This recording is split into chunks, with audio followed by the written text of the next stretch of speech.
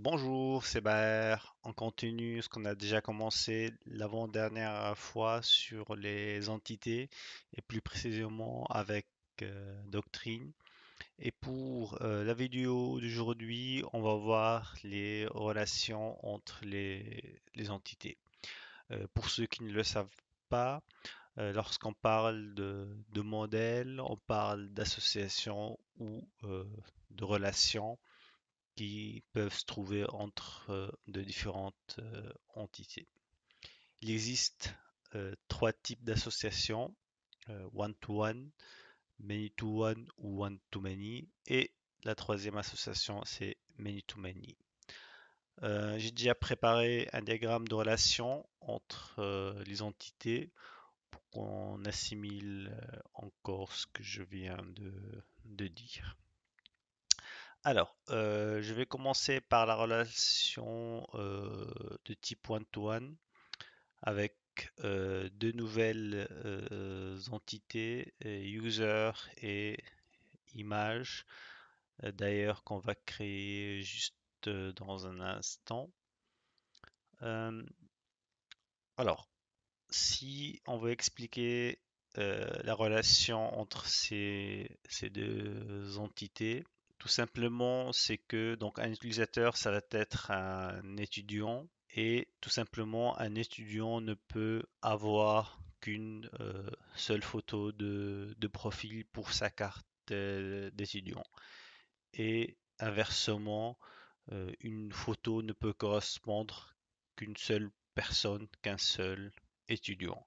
C'est pour cette raison on a la relation one to one. Voilà, donc ça c'est pour l'association de type one to one. Donc on va essayer de implémenter ça sur Symfony, voir comment ça fonctionne. Mais tout d'abord, on doit créer ces deux entités. Alors,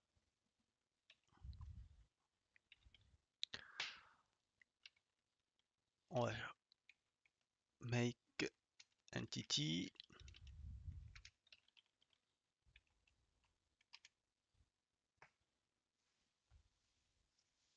Alors, on va donner un nom. D'abord, utilisateur. Alors, on va commencer juste last name. Oui. Et on va donner un deuxième champ. Très bien. Et on vérifie ici. On a user. Très bien. Ensuite, on va ajouter la deuxième entité.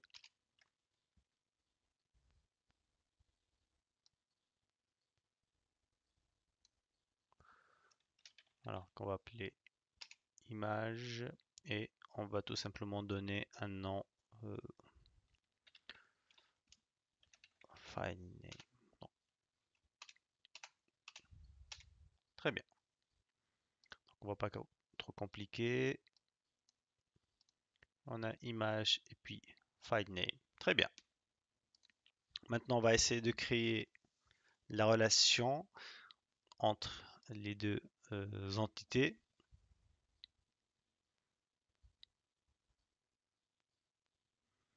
On va reprendre la même commande make entity. Cette fois-ci, on va choisir de mettre à jour l'entité utilisateur ou image. Alors, pourquoi j'ai dit utilisateur ou image?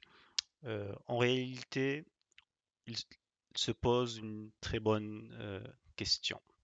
C'est en fait, il veut savoir quelle entité, on veut savoir plutôt quelle entité va appartenir à l'autre. Ou autrement dit, euh, si on veut penser côté base de données, quel ID de l'un va se trouver dans la table de l'autre. C'est pour cela qu'on dit propriété de l'un par rapport à l'autre. où on peut dire quelle entité elle est propriétaire pour contenir l'autre entité.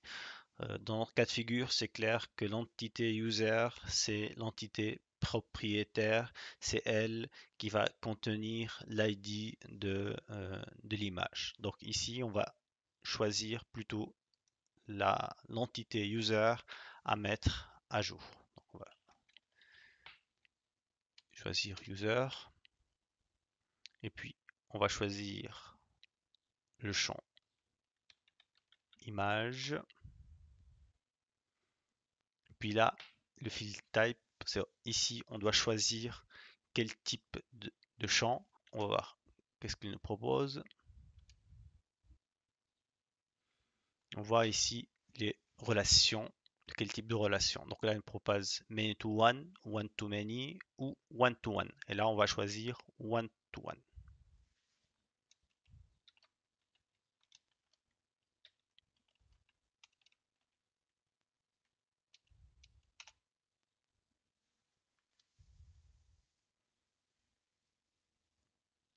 Avec quelle classe on veut que cette entité soit reliée? Bah, avec la classe image.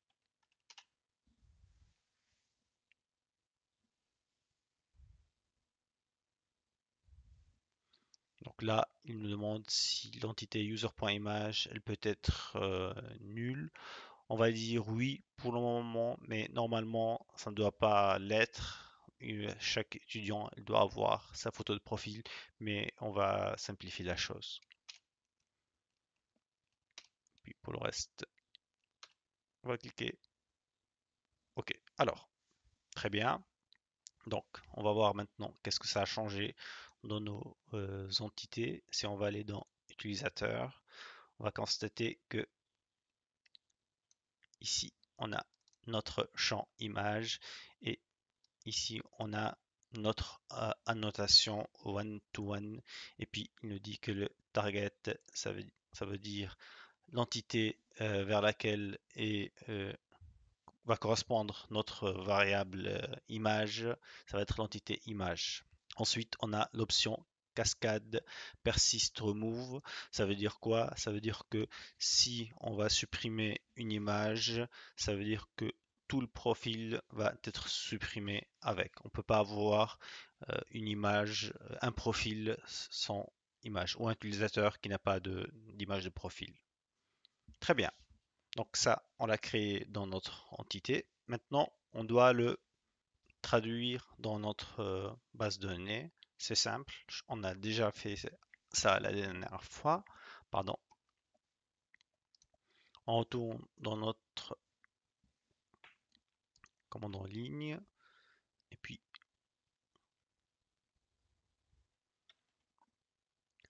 on va chercher diff.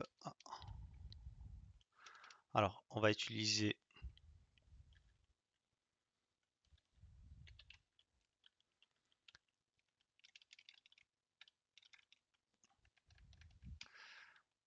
alors, oups,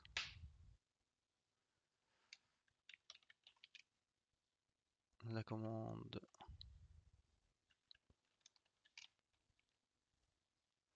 PHP bin console doctrine et on va migrer les informations qu'on vient de créer. Alors, doctrine migration diff. Très bien. Et ensuite,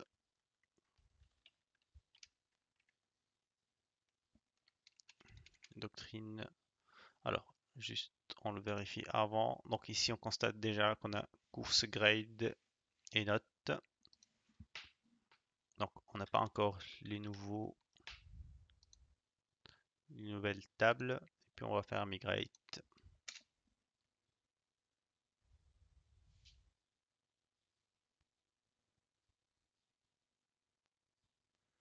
Alors, il nous dit que oui, mettez à jour toute la table. Très bien. Puis là, on constate, on a bien créé les deux tables user et image. Si on veut voir la table user, on constate qu'il y a image ID correspondant bien évidemment à la table image.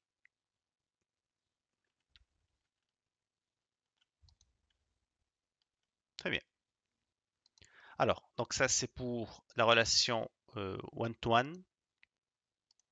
On va passer maintenant à une autre relation, c'est la one-to-many ou la many-to-one. Tout dépend de quel côté d'entité on se trouve.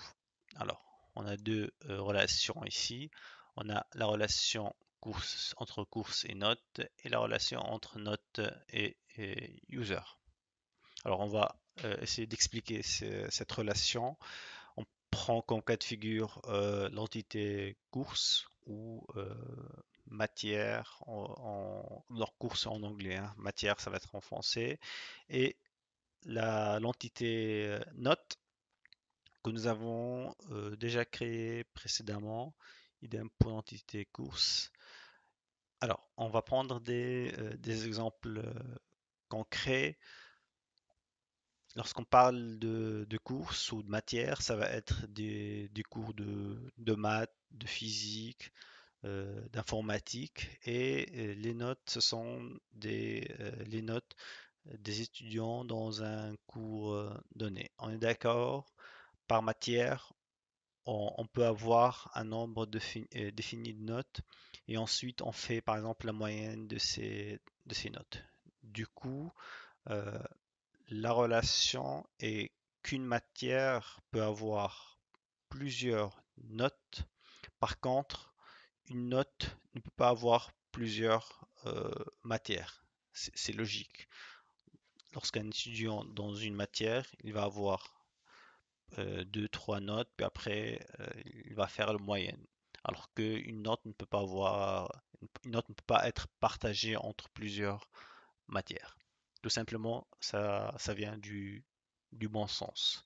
Et là, on aura la relation one to many. Alors, on va créer cette relation. Comme on a fait il y a un instant, on va utiliser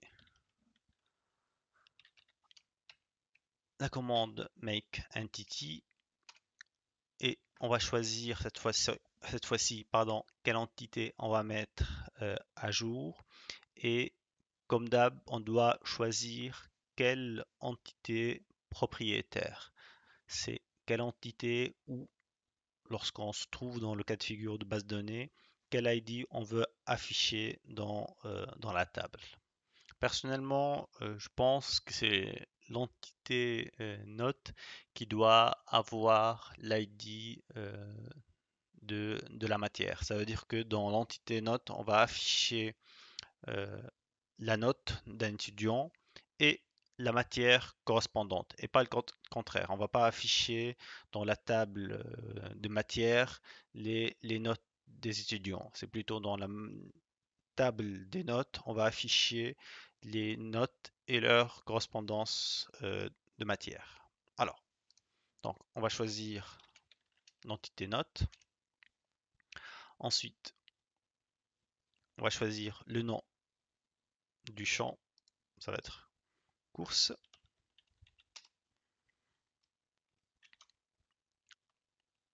Encore une fois, cette fois-ci, on va choisir many to one. Donc là, on est du côté de l'entité note. Many to one. À quelle classe est relaté? C'est à la classe course. Alors, on va rien changer. Très bien. On va revenir dans la classe note. Si on regarde, on a créé ici avec les annotations many to one et le target c'est course et inversed by notes. Notes, ça va être les notes des étudiants. Excellent. Ce qu'il reste à faire, donc là, on vérifie dans la table des notes.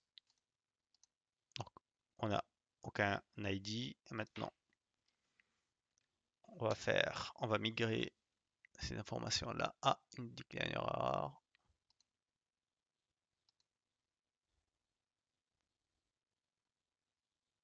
Alors, pourquoi j'ai ces lignes?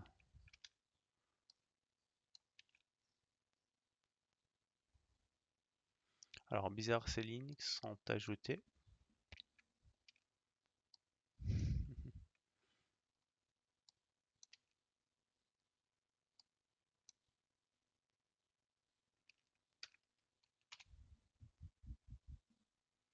Très bien. Ensuite, on va faire migrate.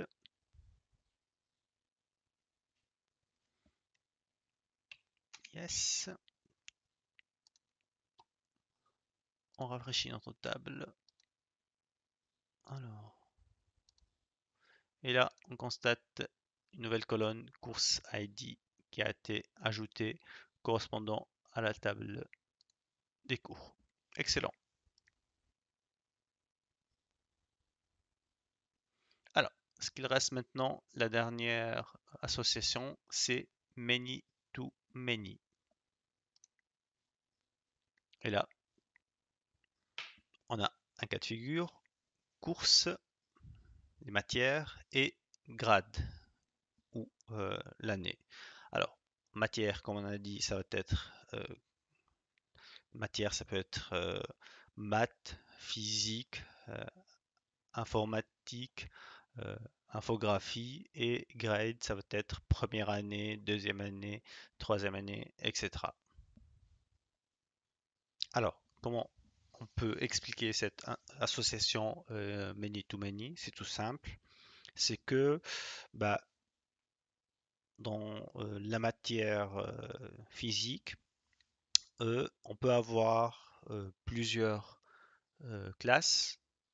Donc, première année, deuxième année, troisième année, et ou plutôt pas première année, deuxième année, plutôt la matière, une matière physique, elle peut être partagée, elle peut être étudiée par la classe de première année informatique, première année électronique et première année mécanique. Donc plusieurs classes peuvent partager euh, le, le cours de physique et vice-versa. Une classe de première année, elle peut avoir plusieurs matières différentes. Elle peut avoir la matière maths, physique et informatique. Et là, on constate que de côté, on a des relations multiples, n à n. Alors, comment on va appliquer ça? Comme d'habitude, on va choisir l'entité propriétaire. Alors, dans ce cas de figure, l'entité propriétaire, ça va être l'entité grade, l'entité classe, c'est elle qui va être propriétaire, sachant que dans le type d'association many to many, vous allez voir, il y aura une table intermédiaire qui va être créée, qui va faire les liaisons entre les deux entités. Alors, je choisis mon entité que je vais mettre à jour, ça va être grade. Ensuite, l'entité correspondante, ça va être course, oups.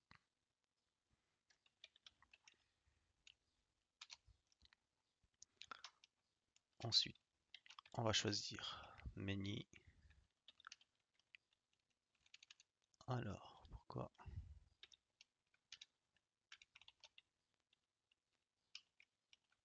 many to many? Alors, ça va être, on a dit course. Oups.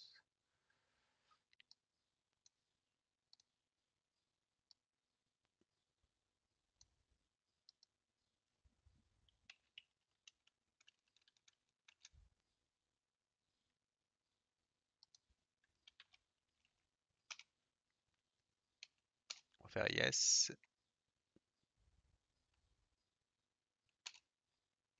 On va faire OK. Très bien. Ensuite, comme d'hab, on va faire un diff.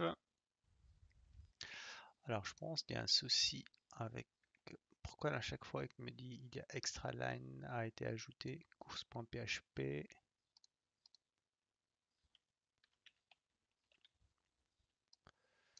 Bizarre. Est-ce que j'ai un problème avec le CLI? Oui, je pense que j'ai un souci avec le CLI qui m'imprime des extra lines partout.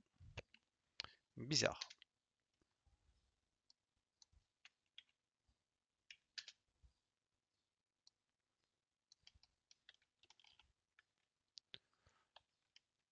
Je réessaye encore une fois.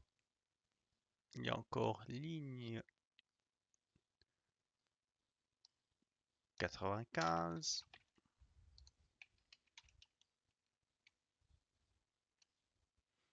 Très bien. Et ensuite, on va faire migrate.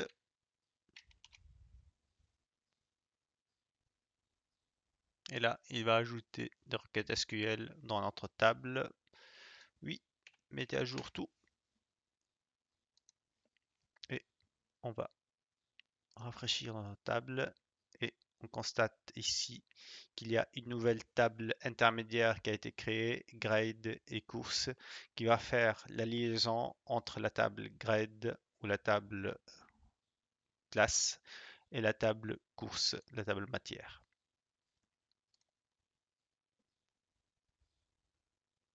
Voilà, on a vu dans cette vidéo comment créer les types d'associations entre les entités. Il est extrêmement important de savoir les liaisons entre vos entités parce qu'après, dans le futur, les changer, ça peut être un petit peu difficile et aussi ça permet même de faire évoluer votre application plus tard dans le futur. Voilà, on arrive au bout de cette vidéo. Comme d'habitude, si vous avez des questions, n'hésitez pas à les poser. N'hésitez pas également à laisser un petit like et s'abonner sur ma chaîne. Merci, à la prochaine. Au revoir.